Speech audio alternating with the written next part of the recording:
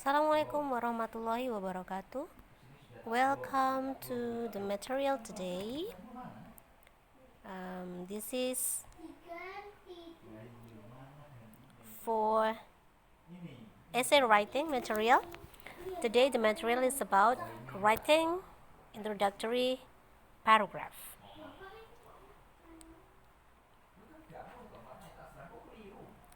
Okay, let me fix the. So, actually, what is an introductory paragraph?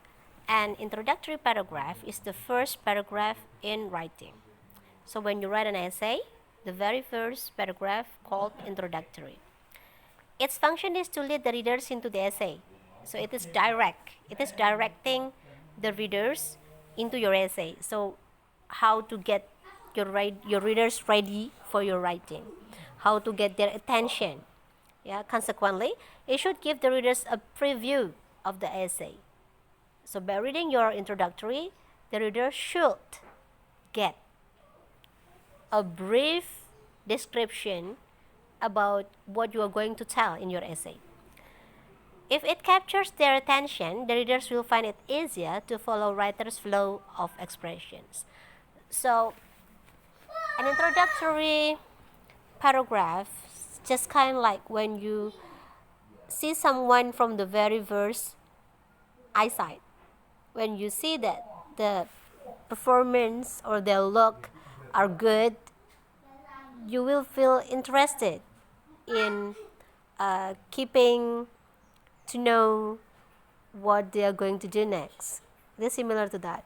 Jadi ketika kalian lihat sesuatu itu awalnya menggoda dulu nggak? Kalau misalnya kalian lihat makanan aja, lihat presentasinya tuh udah cantik, warna-warni, hijau, merah, kuning, terus mungkin yang suka pedas ada sambelnya, itu kan kayaknya menarik banget gitu, sehingga mengundang, menggugah selera. Nah, introductory paragraph tuh kayak gitu. Jadi seharusnya memang ketika kalian melihat atau membaca sebuah introductory paragraph, itu bisa memberikan gambaran tentang apa yang akan diceritain selanjutnya pada essay tersebut gitu. Karena kalau tidak memberikan gambaran, itu justru akan membuat pembacanya nggak minat gitu. Jadi ini kayak appetizer. Nah, kalau dalam istilah analogi dalam makanan tuh kayak appetizer. Oke. Nah, in order to attract the reader's attention, ideally the introductory paragraph should be interesting. Jadi bagaimana caranya supaya bikin introductory paragraph interesting? Nah, itu yang akan kita bicarain. Nah, introductory paragraph consists of two parts, ada dua bagian. The first part is general statement about the subject to attract readers' attention. Ada general statement, ya. Kita bisa kenal tuh dengan hook. Jadi gimana caranya buat, namanya aja hook ya. Hook itu kan kayak pengait. Jadi gimana supaya bisa ngait atau kayak pancing ya, kayak memancing si pembaca supaya makin get into our essay. Nah, the second part is a thesis statement. Thesis statement ini sangat penting, seperti saya ulang beberapa kali. Kalau dalam sebuah paragraf, satu paragraf itu harus ada yang namanya topic sentence, di mana satu topic sentence itu adalah kalimat yang mengandung topik yang menjiwai seluruh isi paragraf. Sementara thesis statement adalah satu thesis atau satu pernyataan ya yang menjiwai seluruh essay, mulai dari awal, body sampai nanti akhir. Jadi enggak, itu kayak frame ya. Kalau saya pernah gambar di kelas, kalau kalian masih ingat di papan tulis kita yang agak yang sudah penuh dengan tulisan itu, jadi diumpamakan tuh kayak frame lukisan gitu. Nah, fungsinya apa sih? Fungsinya itu untuk mengkontrol idenya dari si essay, ya kan? Supaya nggak keluar relnya, jadi kita batasin, jadi kayak frame ya. Oke. Good introductory paragraph has some characteristics. Nah, gimana sih caranya supaya introductory paragraph itu punya karakteristik yang sesuai buat dikategorikan sebagai introductory yang bagus? Yang pertama, harus memperkenalkan topik. Should introduce the topic. Harus ya. Kalian bisa dengan cara lugu, dengan cara lugu tuh artinya terstate dengan jelas gitu. Eksplisit. Nah, kalau enggak, itu juga bisa dengan cara implisit. Tapi I suggest you, because you we are all still beginners, you are all still beginners, it is better to start with the lugu way ya, in a naive way. Jadi dengan cara naif itu artinya ya eksplisit aja gitu. Next, the introductory paragraph should indicate generally how the topic is going to be developed. Whether the essay is to discuss causes, effect, reasons, or examples. Whether the essay is going to describe, narrate, or explain something. Since the discussion is about expository, it should explain something. Nah, ini contoh ya. Jadi kalau kalian tuh mau esainya apa? Narasi, deskripsi, eksposisi, persuasi, opini, atau apa gitu. Dia harus menjelaskan, dan itu seringkali yang bikin kelemahan karya esainya mahasiswa, gak jelas mau ngomongin apa gitu, ngambang, semuanya ngambang, kayak hubungan yang galau di PHP-in gak jelas gitu. Esai pun juga mengalami PHP gitu. Jadi jangan sampai kayak gitu, jangan sampai udah kehidupan nyata PHP, esai juga PHP, sedih banget dunianya ya. Oke, jadinya jangan seperti itu. Jadi harus jelas. Misalnya kalau mau bicara misalnya tentang COVID-19 ini, kamu mau bicara tentang pro and kontra gitu ya, pro and cons tentang lockdown atau not lockdown gitu.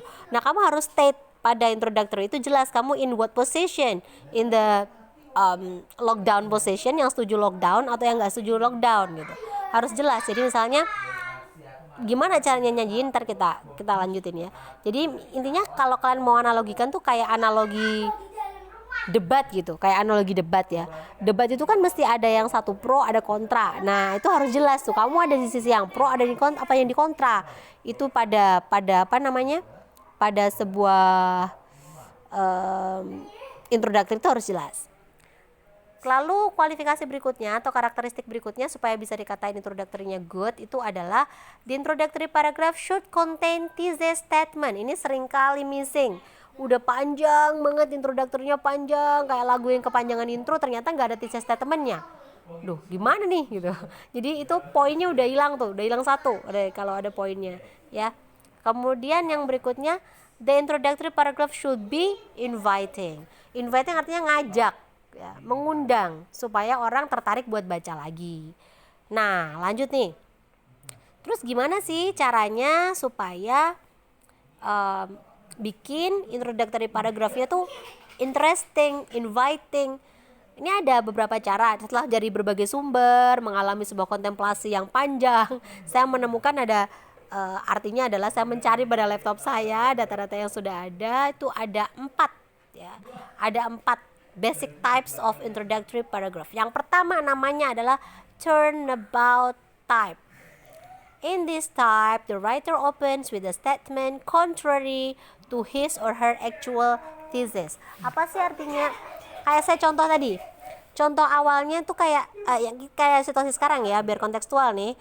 Sekarang situasinya lagi COVID-19 nih, di mana medsos tuh lagi rame banget orang yang setuju antara lockdown atau nggak lockdown. Nah kamu pengen ngangkat ini nih, kamu misalnya ada pada posisi mana nih, mau pada opponent atau pada government? Kalau misalnya kamu aku setuju lockdown nih, nah kalau kamu misalnya setuju lockdown pada essay kamu, maka kamu buka tuh introductory-nya tuh seolah-olah kamu nggak setuju lockdown gitu. Jadi misalnya gini nih, kalau bahasa Indonesia nih ya, lockdown dapat mengganggu ketentraman sebuah negara. Lihat aja di India orang pada chaos, di Italia juga pada chaos, Amerika aja yang notabene negara maju juga orangnya nggak manut, setelahnya gitu, titik. Tapi habis itu kamu puterin bahwa ternyata kamu tuh setuju, tapi lockdown bisa jadi satu-satunya opsi yang paling masuk akal untuk menekan kematian akibat COVID-19. Nah, itu caranya kalau bahasa Indonesia. Kalau dalam bahasa Inggrisnya, sorry ya, saya nggak prepare. I'm not preparing with the contextual one. I just take it from the book. Let's see. Look at the following example. We live in era where television is the national pastime. Since the invention of television set, people have been spending more of their free time watching television than doing anything else. Many of the television addicts feel that this particular pastime is not bad one, ya kan? It's not bad one. Indeed, they argue that people can learn a great deal watching television. Ya, dia ini kan bilang seolah-olah tuh watching television tuh oke, tuh nggak ada yang jelek sama sekali. Terus lanjutannya, I'm sure if you look long and hard enough, lihat nih, ini pergeserannya, you can probably find some programs that are educationally motivating. Ini mulai, ya, indeed, bla bla bla. Tapi dia langsung tak di akhir. But for most part, I say that watching television is a waste of time. Jadi sebenarnya posisinya si penulis tuh yang mana? Posisinya tuh yang belakangan ini. Posisinya mengatakan bahwa dia nggak setuju watching television karena dia pikir tuh hanya wasting time. Itu namanya turnabout. Next, yang tipe kedua itu namanya dramatic entrance. As like the name, dramatic. So seperti dramatic, langsung mungkin ingatannya langsung ke K-drama, Korea drama atau drama-drama yang lain. It's a type of introduction in which the author opens with narrative, descriptive, or dramatic example. Jadi kalau balik lagi ya, kalau pakai contoh bahasa Indonesia kayak yang saya contohin tadi, itu kalau tema kontekstual sekarang COVID-19 ya akan bilang langsung dramatik nih, langsung kasih situasi kondisi aja yang menunjukkan betapa dramanya tuh hidup masa kini. Misalnya masa saat ini lagi di lockdown, mungkin kamu ceritain cari makan susah, cari sinyal susah, atau mungkin mau nyeritain seorang pasien yang sedang bertahan hidup di dalam ruang isolasi misalnya. Nah, itu bisa dikategorikan sebagai dramatic entrance. Nah, kalau yang saya kasih contoh di sini nih, ini balik lagi ya, contohnya bukan tentang COVID-19 sih. Ini tentang ada sebuah narrative. Nah, lihat. The rain pours down as if running from a faucet. Seolah-olah tuh air hujan mengalir dari keran. Lightning streaks across the darkness, restless sky, and thunder pounds the roof and walls of the house. Jadi kilat dan petir menyambar-nyambar, ya kan? Pounds ya, bahkan pounds ya. The roof and walls. Kemudian all of the sudden the wind kicks up. Lalu angin menerjang. Trees sway madly back and forth. Loose objects are picked up and thrown all the way round. The house shrieks and moans with every gust of wind. Windows are broken by pieces of shingle from a neighbor's roof or by loose objects pick up the wind. Nah ini ya, ini dramatis banget. Dia menceritakan tentang apa? Hujan ya, hujan deras banget. Ada airnya tuh kayak ditumpahin. Kemudian ada kilat, petir, anginnya kenceng. Power line snap like thread. Jadi like apa ya? Kabel-kabel tuh kayak bergelombang gitu. Kemudian the unprepared house and its occupants are in grave prepared for hurricane approaches. Ini tentang badai ya. Had they prepared for hurricane, they might not be in such danger. Indeed, careful preparation before a hurricane is essential to life and property. Nah, thesis statementnya tetap di akhir kan? Nah, ternyata poinnya dia adalah gimana sih building a house yang kuat, yang strong supaya bisa menghadapin hurricane. Karena dia bilangnya adalah careful preparation before a hurricane is essential to life and property. Nah kan paling enak kayak gitu. Ini yang kedua, dramatic entrance. So you can do this. Is it inviting? Yes, it is inviting. Mungkin untuk beberapa pembaca yang menyukai model-model narasi, yang drama, yang seru, yang thrilling gitu, itu bisa masuk. Jadi kalian juga bisa gunakan tipe introductory ini. The third type is relevant quotation. In this way, the writer opens with a quotation relevant to the topic. Nih contohnya nih. Ini ngambil, namanya quotation tuh berarti kutipan. Berarti ada referensi yang diambil. An airplane or missile becomes more complicated. Lihat ada tanda quotation marks diapit, warn James Fellows in 1981 book National Defense. Dilanjutin, the probability that all its parts will be working at the same time goes down. Quotation mark tutup lalu full stop.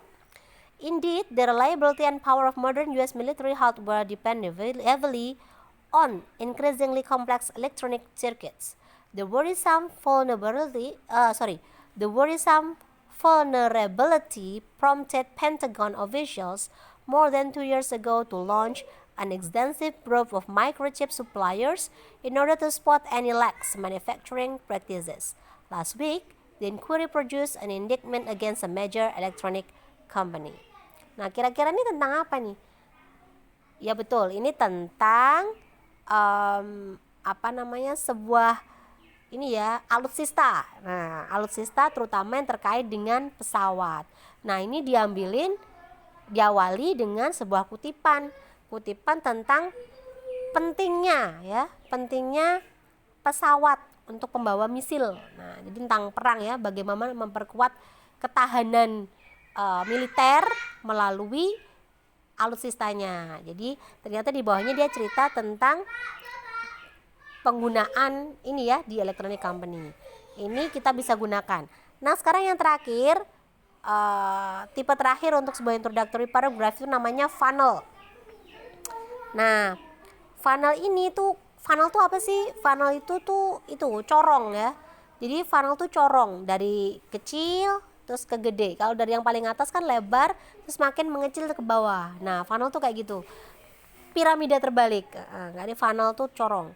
Nah, ini yang paling populer itu adalah penggunaan tipe introductory yang namanya funnel. Karena modelnya ada dari umum ke khusus, dari yang paling lebar, general, sampai ke yang spesifik. It is the easiest one dan paling populer, very famous banget. Nah, contohnya kayak gini. Traveling to a foreign country is always interesting, especially if it is a country that is completely different from your own. You can delight in testing new foods, seeing new sights, and learning about different customs, some of which may seem very curious. If you were to visit my country, for instance, you would probably think that my people have some very strange custom, as these 3 examples will illustrate. Bisa geseng kan? Setelah itu akan ada apa lanjutannya? 3 examples will illustrate. Berarti body 1 isinya example 1, paragraf body yang pertama isinya example nomor 1, paragraf body yang kedua isinya example nomor 2, paragraf body yang ketiga isinya example nomor 3. Jadi ini sangat jelas, thesis statementnya seperti ini. Kalau membuat essay yang seperti ini sangat mudah. Jadi itu yang saya bilang lugu-luguan saja ya, nggak usah gaya-gaya dulu lah sebagai seorang pemula ya. Bukan berarti mengecilkan kalian, tapi ini memudahkan. Nah, jadi saya ulangi, yang paling penting itu memang thesis statement. Ya, thesis statement is a single sentence that contains an arguable proposition and bukan preposition ya, proposisi and clearly states the author's position on the issue. Saya udah bilang banget di pertama tadi, nggak usah diulang-ulang, membosankan. Maka kita lanjut. The thesis statement is said to be the good one as it qualifies the following. Yang pertama adalah the thesis statement appears at the end or near the end of the introductory paragraph. Contoh-contoh yang di atas tadi semuanya di akhir paragraf. Tipe yang pertama, nih, for most part I say that watching television is a waste of time. Turnabout, thesis statementnya akhir introductory. Dramatic entrance, sama. Indeed, careful preparation before hurricane is essential to life and property. Lanjut. Relevant quotation sama juga yang terakhir. Lalu yang paling gampang yang ini ya, yang pilihan sejuta umat adalah funnel, yaitu if you to visit my country, for instance, you will probably think that my people have some very strange custom, terutama yang belakang, as these 3 examples will illustrate. Tuh ya. Terus berikutnya, it states the main point of the writer. Sesuaikan dengan jenis esainya. Kalau esainya tentang opini, maka harus jelas opininya. Kalau tentang deskripsi harus jelas mau deskripsiin apa. Kalau mau bicara cause and effect ya harus jelas cause and effect-nya apa. Yang ketiga, it indicates how the writer will limit and support the main point. Ya, ini juga benar karena dia fungsinya seperti frame, maka harus jelas dia itu bisa jadi pembatas. Lalu yang keempat, it shows how the writer will organize the entire essay. Ini juga harus jelas juga ya.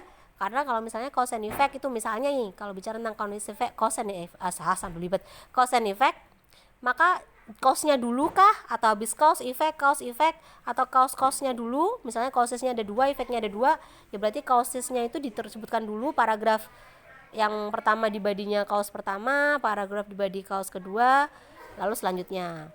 ya, itu harus kelihatan.